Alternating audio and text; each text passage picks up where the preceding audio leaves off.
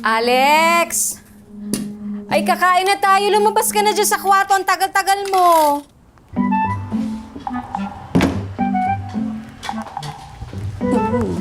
Kakain na po ba tayo? Kain na tayo, ma. Ang gaganda mo. Kaya naman pala, ang tagal-tagal mo sa loob ng kwarto dahil nagpaganda ka pa, kakain ka lang. Siyempre naman, ma.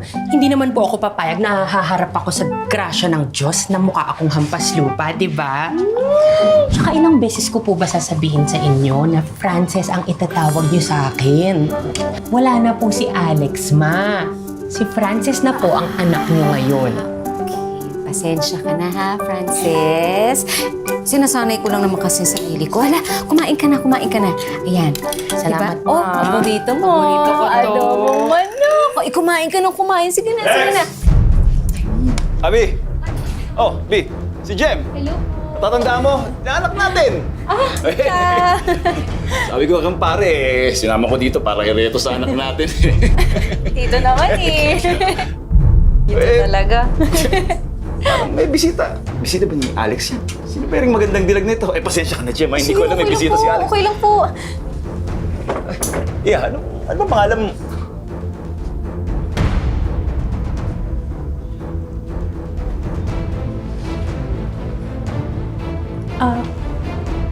Sino po siya? Mamamasukan sa atin? Abi, ano to? Lahat ginagawa ko para ito yung baluktot mong pagkatao! Buti mo kung pare ko, kinakausap mo nga na kaya si Jem para ireto sa'yo! Unang-una po, hindi kayo pwedeng magdesisyon para sa akin. Anak, tama na. Nelson! Tama na! Nelson, tama na! Tama na! Nasasaktan ang anak mo! Nelson! Baboy! Tama na! Uy, parating na siya. Sigurado ako magiging proud ang papa mo sa'yo. Ang dami mo kayong mega. Surprise!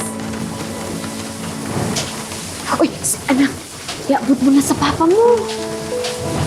Pa, mga medal ko po. Hinintay ka namin kanina, ha? Graduation ng anak mo, hindi ka man lang pumunta. Cum laude po ako, pa. Ano yan? Medal? Mapantatapal ba yan sa butas sa bubong natin? Ano ka ba? Pinaghirapan ng anak mo. Para naman may pagmalaki mo siya minsan.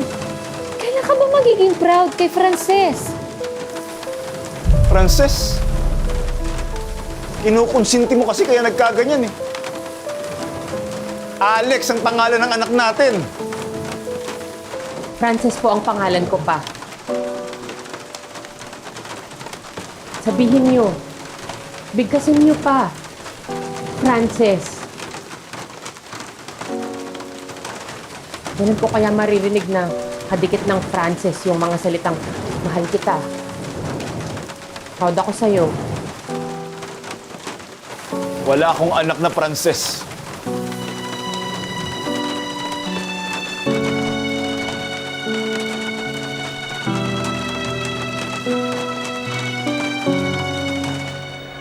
You're welcome, ma'am. Thank you for calling Bionic Lotus. Have a great day. Wow, taray naman ng beshi ko, oh. Hoy, baka mamaya i-stop mo ako sa break, ha? Ano ka ba? Never kitang i-snub. Beshi tayo forever and ever. Well, Oo! congrats! Thank you, Beshi. Oy, see you mamaya, ha? Yes, see you later. Love you. Love you. Ay, naku! Ang dami ko pa itong gagawin mo. Ay, si... Frances! Dito ka? Oh, dito ko pala nagtatrabaho! Bagong promote ako. Dati sa baba ako, ngayon dito na ako sa taas ng department. OMG! Congrats! Oo, no? Napakagaling mo talaga, no? Ay, saan ka na nga pala nakatira? Eh di sa bahay pa din, saan pa ba? Hindi, kasi akala ko, Lumayas ako. Di ko rin naman kayang iwan si mama at saka si papa. Wala naman ibang mag-aalaga sa kanila, di ba? Oh, pero magkasama tayo dito. Inaanak, kinakapatid. Madali na lang, dahil tayo gagawin. Ay, ito na nga, late na nga ako.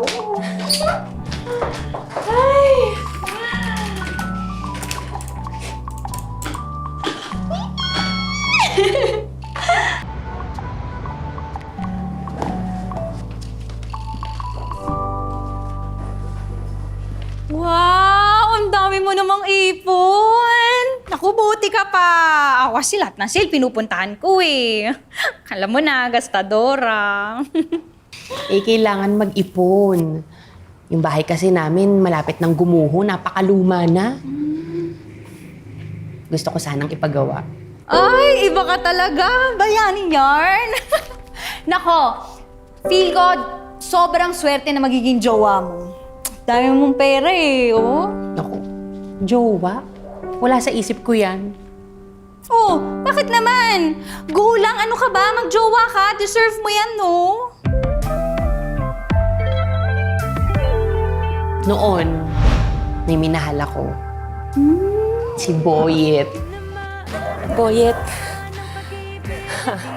Alex?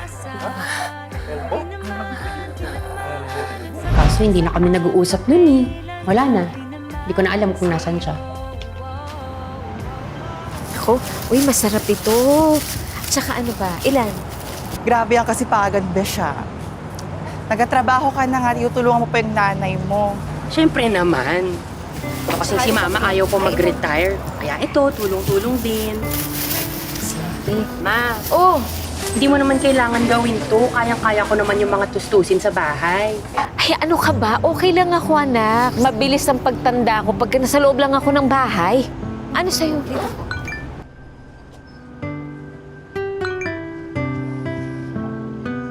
Besh!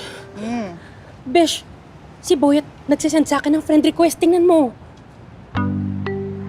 Si Boyet? Si Boyet! Yung classmate natin nung high school? Oo! Yung crush mo? Yung crush ko. I-accept mo na! I-accept ko na. O, ito na, i-accept ko na.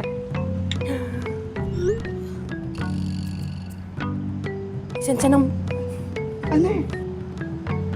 Nag-send siya ng message. Anong sasabihin ko? I-chat mo, replyan mo. Yayain mong lumabas. Nahihain ko agad lumabas? Dapat chat-chat muna. Teka nga muna. Bakit ba kayo dalawa kinikilig dyan? Sino pinag-uusapan nyo? Mga classmate lang namin to. Sigurado ka, ha? Classmate lang namin. Classmate mo? Dati.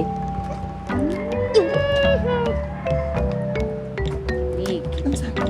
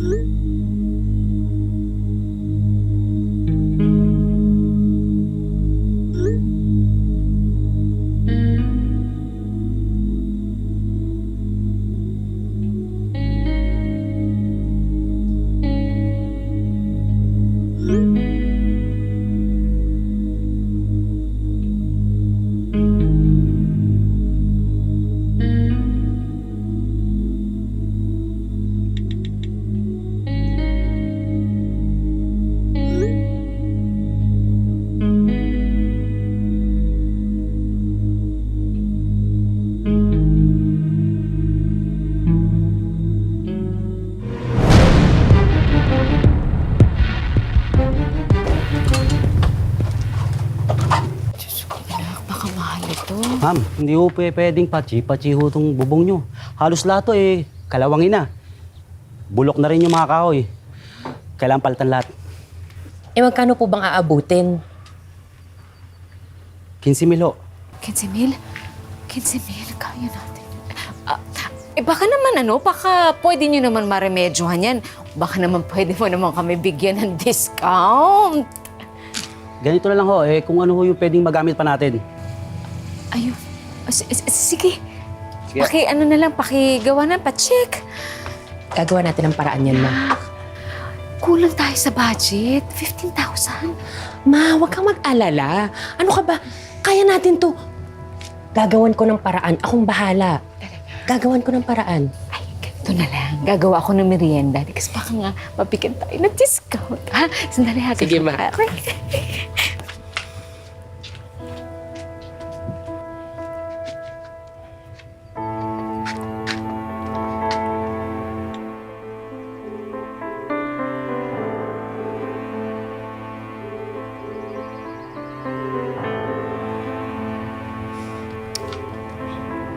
Boyet, sumagot ka naman. Kailangan ko na yung pera.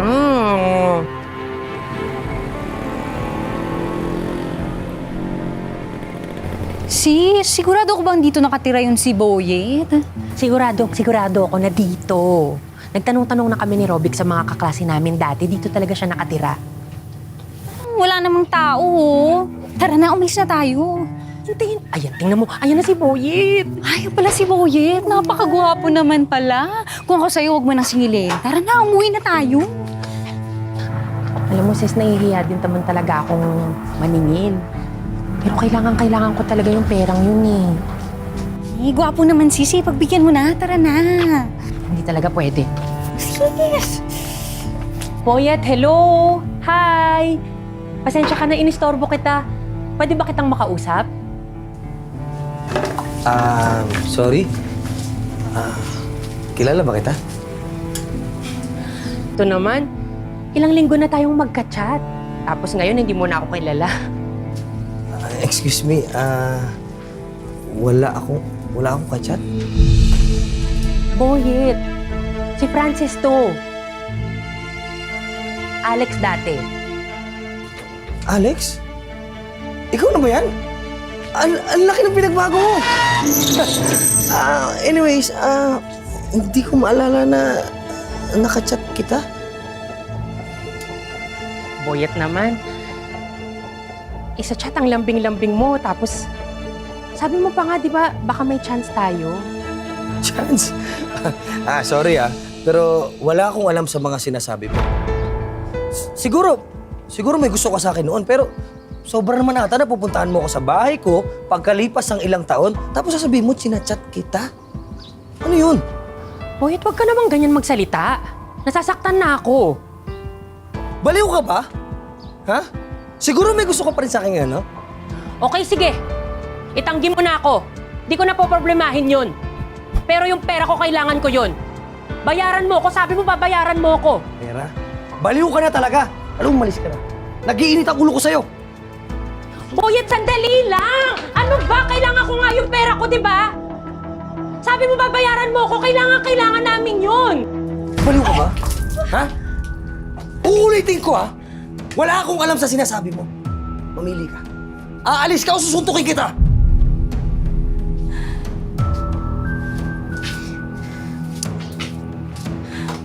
Sabi ko sa'yo, huwag na eh. Hayop talaga yung lalaking yan. Manloloko. Alam mo sis, i-block mo na siya. Hindi mo siya deserve. Scammer siya. Eh, sarupok mo ba namang yan? Baka mamaya bumigay ka na naman. Niloko na nga ako. Kinunan pa ako ng pera. At tinanggi ka pa. Ay, hayaan mo na nga siya. Hindi mo talaga siya deserve. Okay? Sige, teka ha, bibilan kita ng tubig para makaalis na tayo ha. O, wait Sige. lang.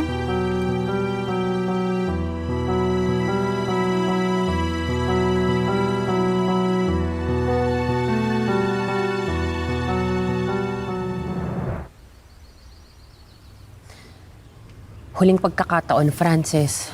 Gaga ka talaga. Boyet, sana sagutin mo na ako.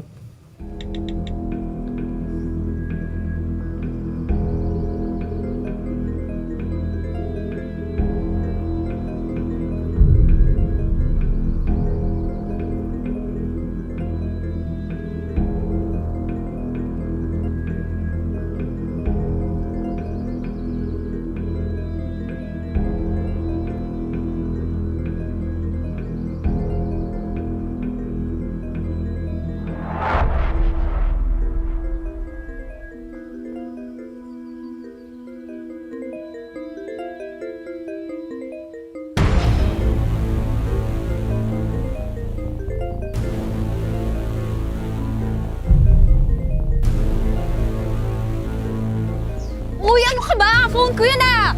Bakit ka ba nangangalkal ng gamit na may gamit? Kailamera mo naman. Anong ibig sabihin yan, Jem? Bakit pag tinatawagan ko si Boyet, phone mo ang nagri-ring? Hindi ko alam. Minsan kasi nangyayari talaga yung mga ganon, no? Hindi mo alam? Jem! Nagpanggap kang si Boyet para kunan ako ng pera. Iloko mo ko. Alam mo, Frances, nababaliw ka na, no? Kung ano-ano iniisip mo. Bahala ka na nga dyan!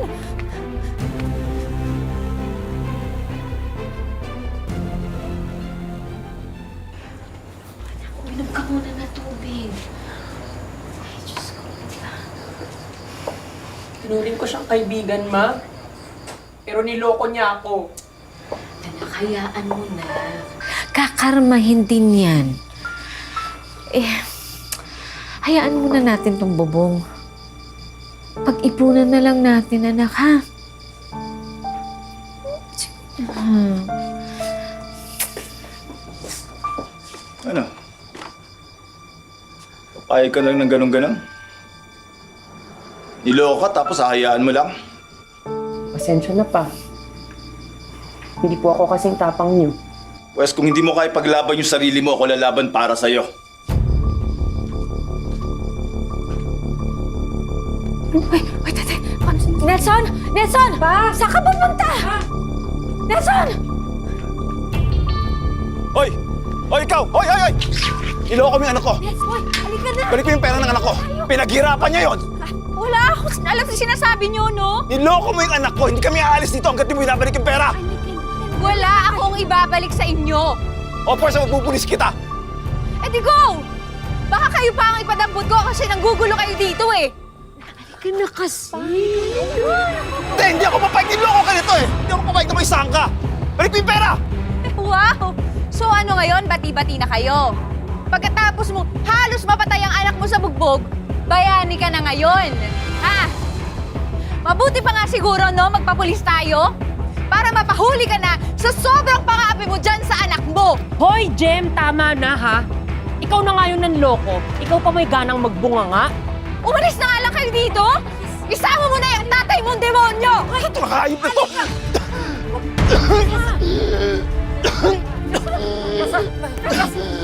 Jim! Tumawag ka na! Tumawag ka na! Tumawag ka ng doktor! Tumawag ka ng doktor! Dali! Pa! Nelson!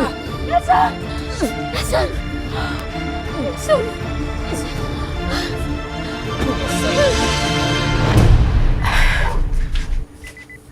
Anak, ang sabi ng doktor, kailangan daw maoperahan ka agad ang tatay mo. Pero, saan naman tayo kukuha ng pera? Ma, akong bahala, di ba? Kahit mabaon pa ako sa utang, maitawid lang natin ang buhay ni Papa.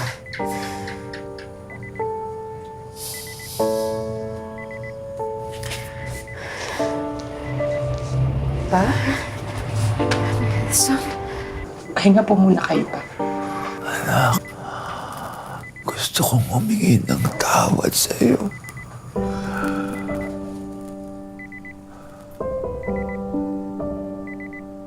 Hindi ako naging mabuting magulang sa'yo.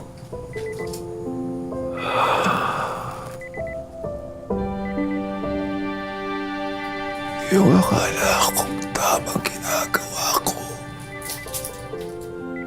mali pala. Kasi gusto ko lang kayong mapabuti.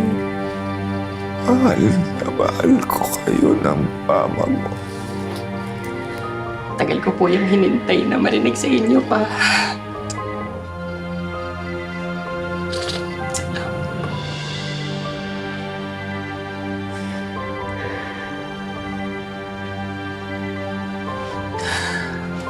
Mahal na mahal ko po kayo, Pa.